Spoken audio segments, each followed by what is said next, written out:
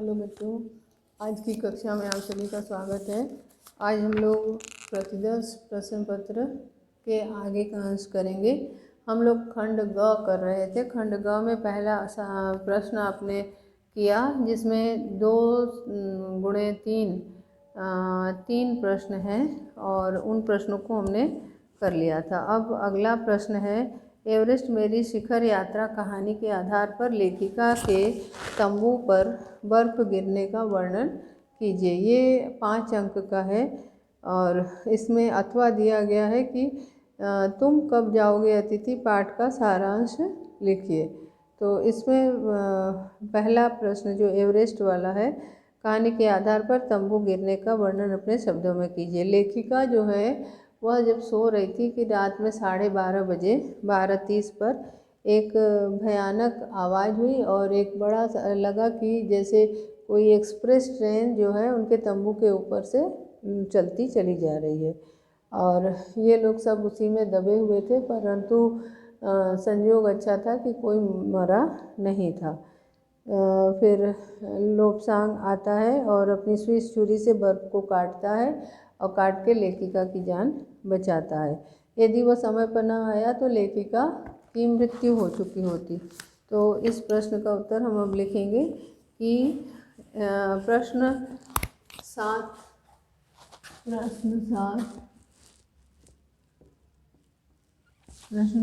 है,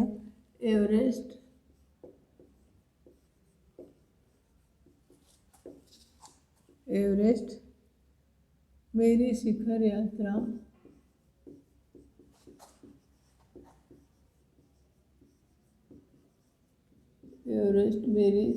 यात्रा कहानी के आधार पर लेखिका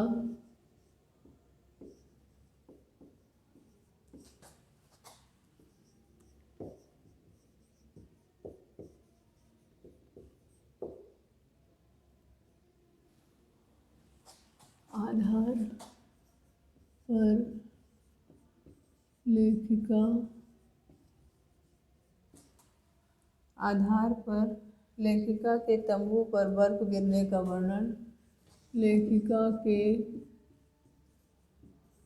तंबू पर बर्फ गिरने का वर्णन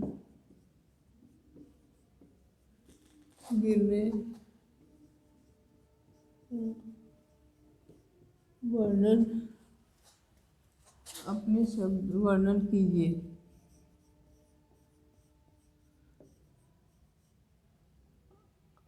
अब इसका उत्तर करेंगे।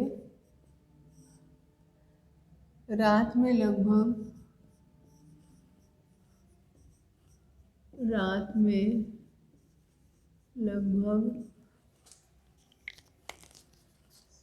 12:30 पर 12:30 बजे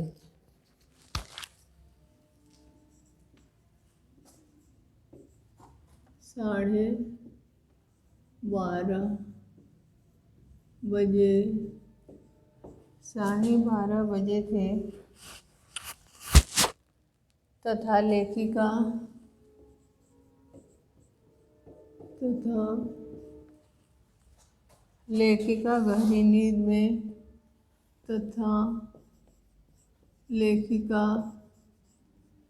गहरी नींद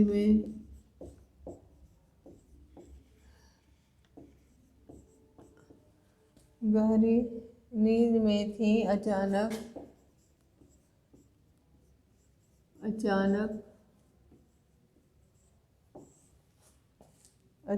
लेखिका के सिर के पीछे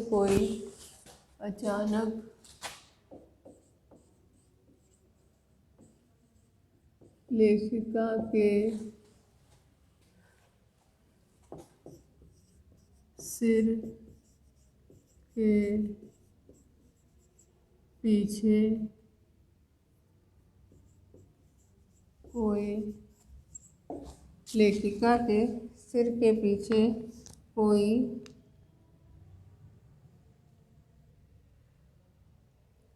भारी व कठोर वस्तु टकराई।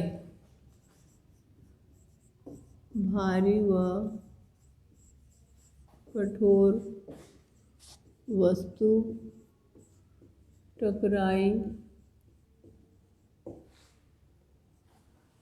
भारी व कठोर वस्तु टकराई और जोर से आवाज हुई। साथ ही जोर से आवाज हुई।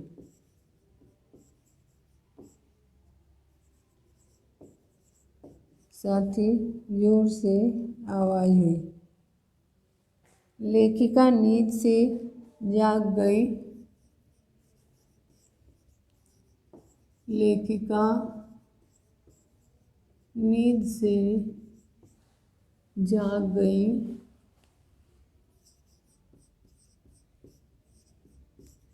लेखिका नींद से जाग गई। उसे सांस लेने में परेशानी होने लगी। उसे सांस लेने में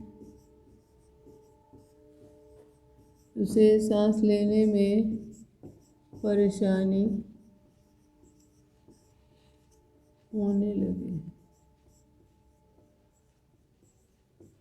उसे सांस लेने में परेशानी होने लगी। उसने देखा कि बर्फ का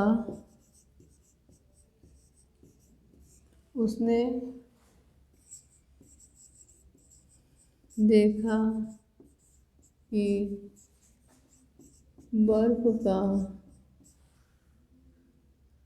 बर्फ का एक विशाल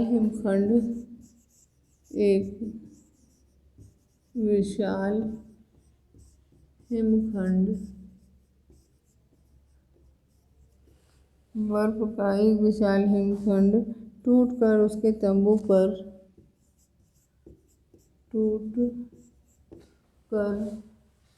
उसके तंबू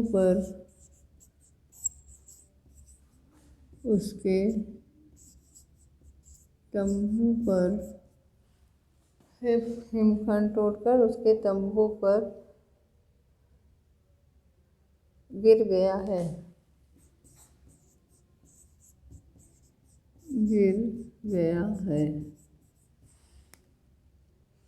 बर्फ का पिंड लेखिका के कैंप के ठीक ऊपर बर्फ का पिंड लेखिका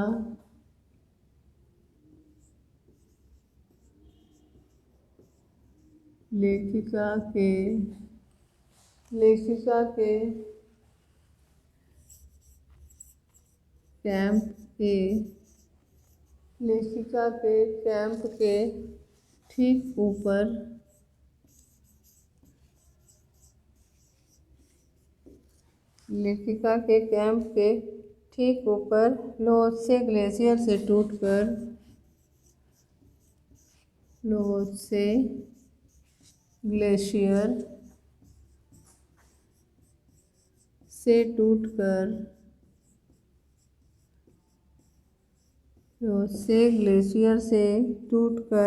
नीचे गिरा था।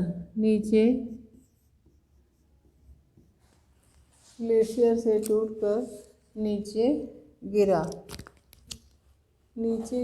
था।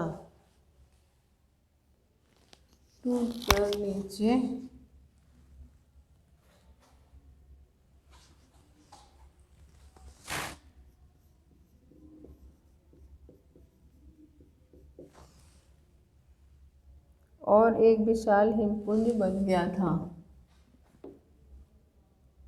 और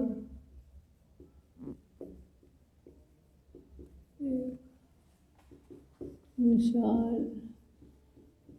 हिमपुंज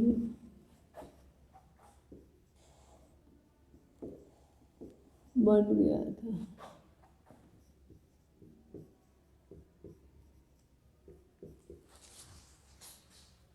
उस विशाल हिमपुंज ने एक्सप्रेस रेलगाड़ी की उस विशाल हिमपुंज ने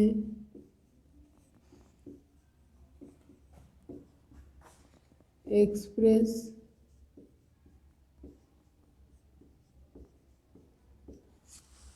हेमपुंज ने एक्सप्रेस रेलगाड़ी की गति से एक्सप्रेस रेलगाड़ी की गति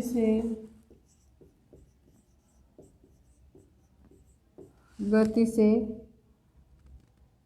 आते हुए तथा भीषण गर्जना करते हुए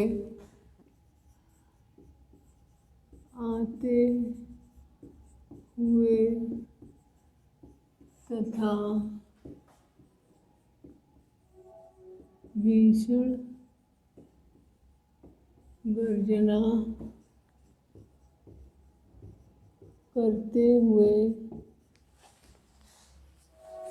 भीषण गर्जना करते हुए सारे कैंप को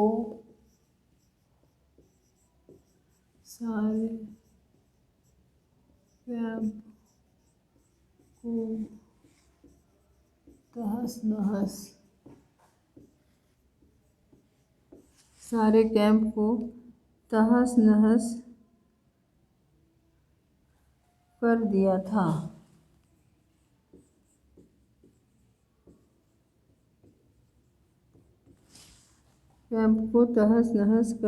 था। लगभग प्रत्येक व्यक्ति को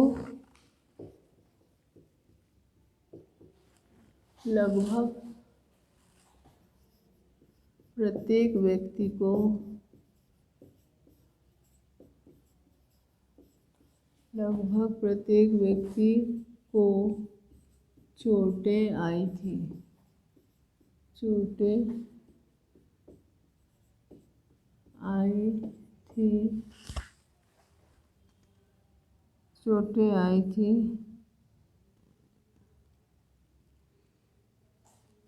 और लेखिका को बर्फ आई थी और लेखिका तो बर्फ के नीचे दब ही गई थी। लोब्सांग ने अपनी स्विस छुरी की मदद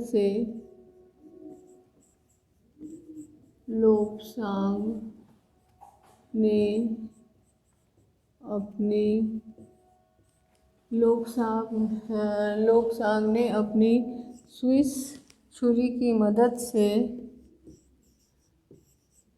स्विस छुरी की मदद से बड़े बड़े हिमपिंडों को कठिनाई से हटाते हुए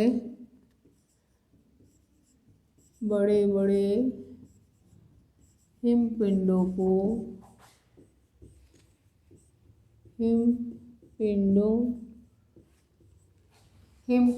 को कठिनाई से हटाते हुए लेखिका को कठिनाई से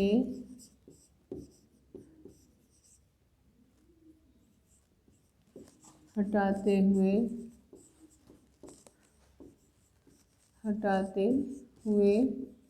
लेखिका को बर्फ के कब्र से बाहर निकाला।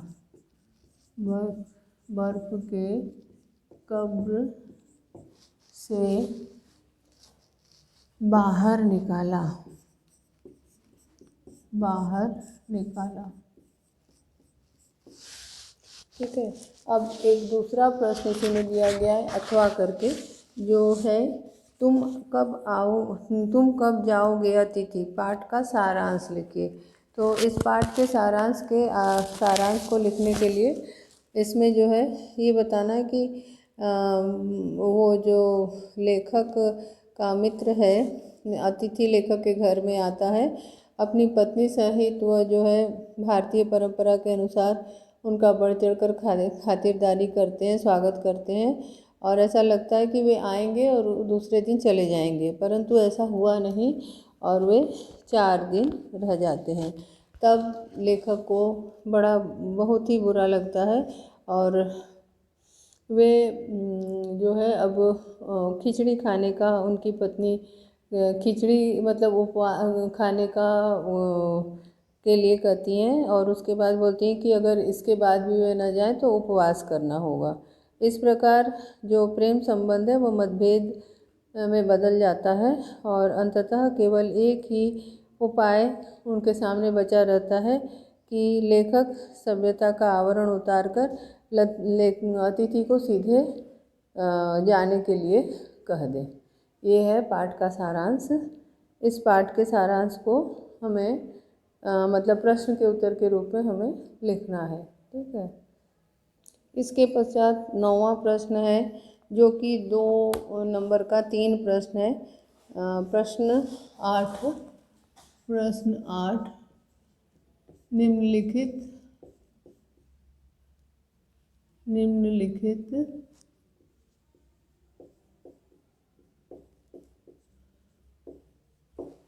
निम्नलिखित प्रश्नों के उत्तर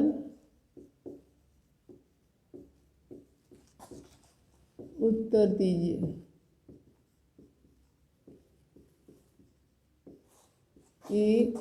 2 into 3 6 मार्क्स का है, 6 नंबर का है। इसमें पहला प्रश्न है कि कवि रैदास ने स्वयं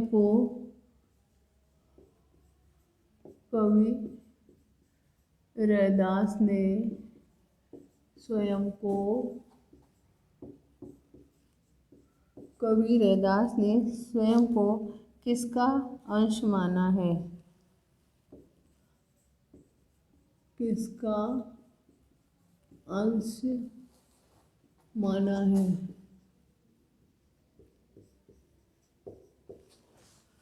माना है तथा उसके अपनी एकात्मकता तथा उससे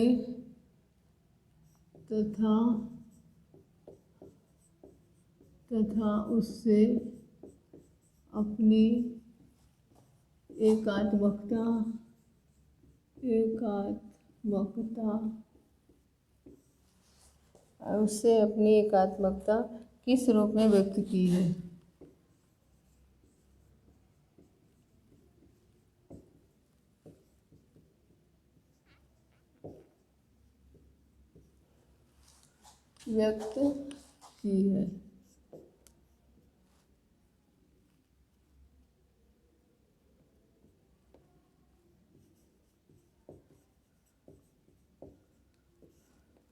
उत्तर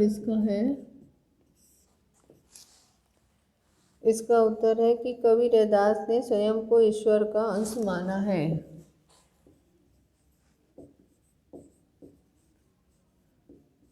कवि रैदास ने स्वयं को ईश्वर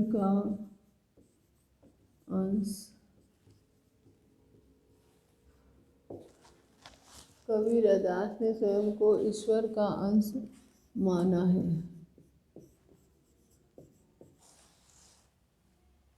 ईश्वर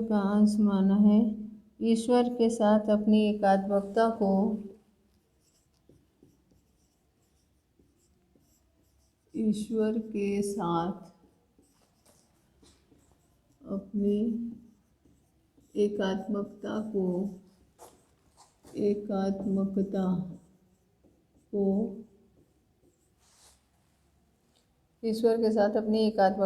अनेक रूपों में व्यक्त करते हुए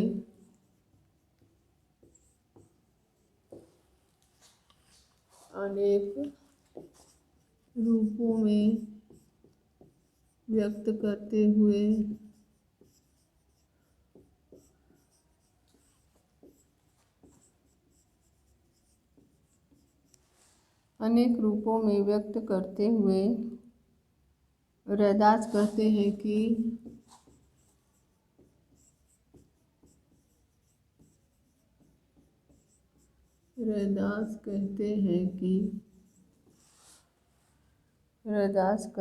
कि प्रभु चंदन है तो वह पानी प्रभु चंदन है तो वह पानी। जब प्रभु चंदन है तो वह पानी। प्रभु बादल है, प्रभु बादल है तो वह मोर। तो वह मोर।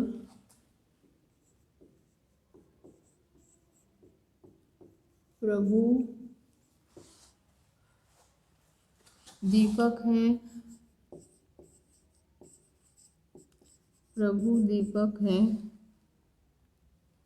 तो वह बाती। तो वह बाती। प्रभु दीपक है तो वह बाती। प्रभु मोती है, प्रभु मोती है तो वह धागा। प्रभु मोती है तो वह धागा। प्रभु चांद है तो वह चकोरा। प्रभु चांद है, चांद है तो वह चकोर। प्रभु चांद है तो वह चकोर। इस प्रकार ईश्वर से के साथ रैदास का अभिन्न संबंध है। इस प्रकार रैदास, इस प्रकार रैदास से, रैदास ईश्वर से रैदास का, इस प्रकार ईश्वर से, ईश्वर से रैदास का अभिन्न संबंध है।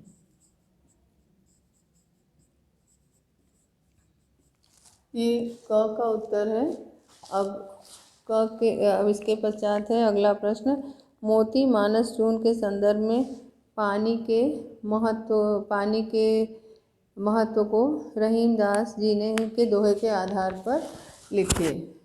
तो इसमें आपको उत्तर लिखना है कि कवि रहीम मोती, धागा और मोती को जो है मोती मानस चूर्ण को 3 अर्थों में लिया है कवि ने।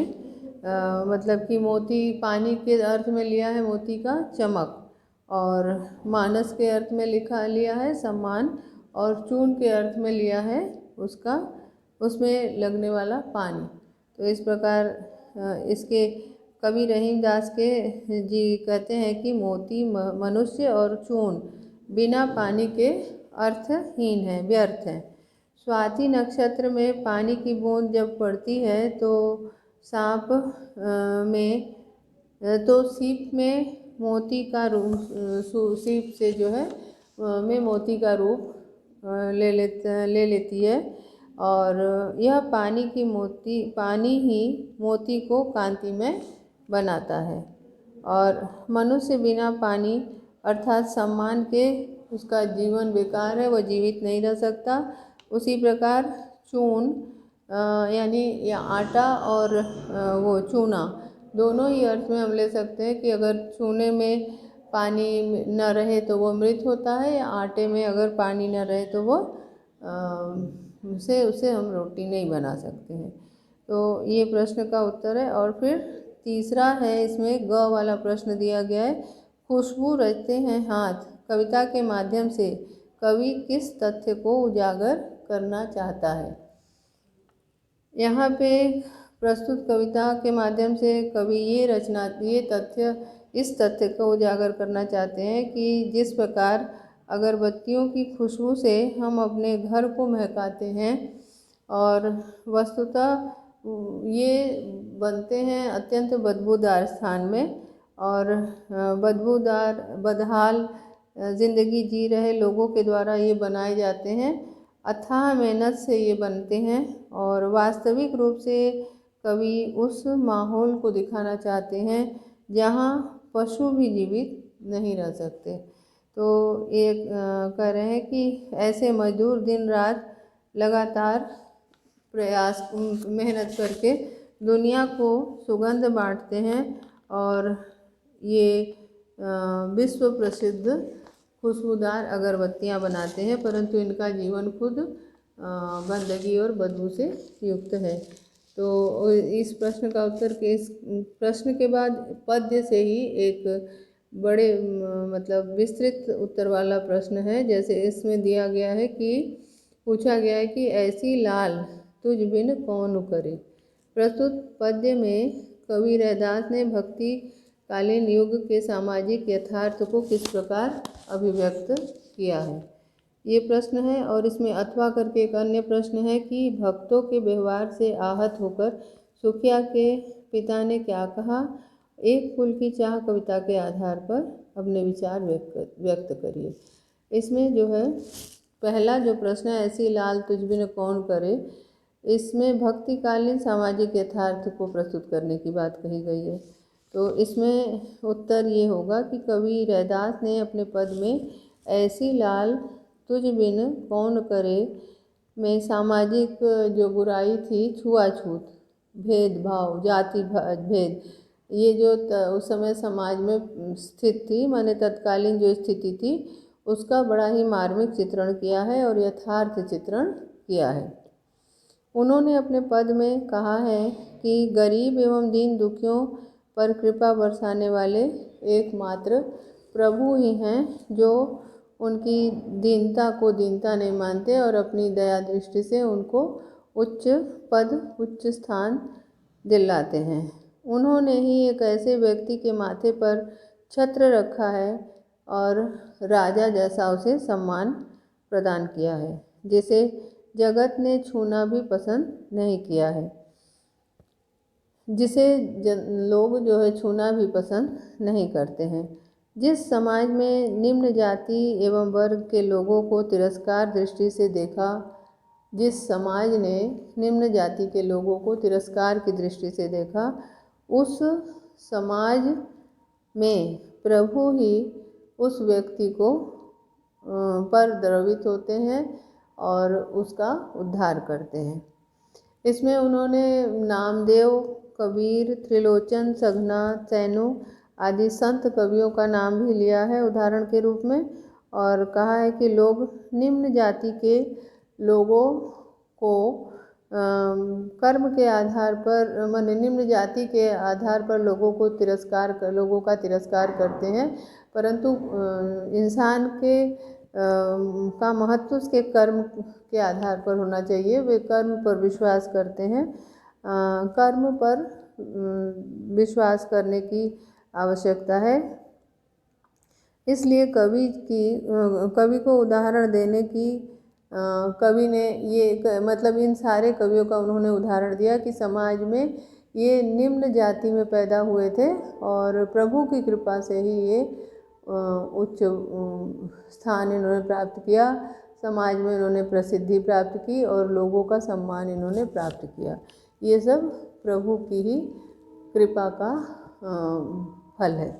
अब अगला प्रश्न इसमें है कि भक्तों को से आहत होकर सुखिया के पिता ने सुखिया के पिता के मन की जो स्थिति थी, एक फूल के चाह के आधार पर हमें लिखना है। इस प्रश्न में हमें करना है कि हम उत्तर लिख सकते हैं कि भक्तों का व्यवहार सुखिया के पिता के प्रति अच्छा नहीं था, क्योंकि सुखिया का पिता जो है अपनी बेटी की इच्छा पूरी करने के लिए, अंतिम इच्छा पूरी करने के लिए मंदिर में जाता है और वो जो है पूजा चढ़ाता है, जबकि भक्त जो है उसे अछूत समझकर मारते पीटते हैं और जिससे वह अपनी बेटी की अंतिम इच्छा पूरी नहीं कर पाता है।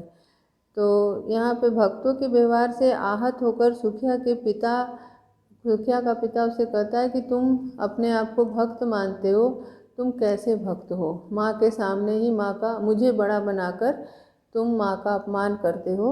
और इस तरह से मतलब वो कुछ बोल नहीं पाता, क्योंकि उसके पास अब इन लोगों के प्रति जो प्रमाण दिखाने के लिए कुछ है ही नहीं। तो इस प्रकार वह बड़ा ही आहत होता है और सिर झुकाकर वह जो दंड उसे मिलता है उसे वह स्वीकार करता है। आज बस इतना ही, शेष अगली कक्षा में पढ़ेंगे। धन्यवाद।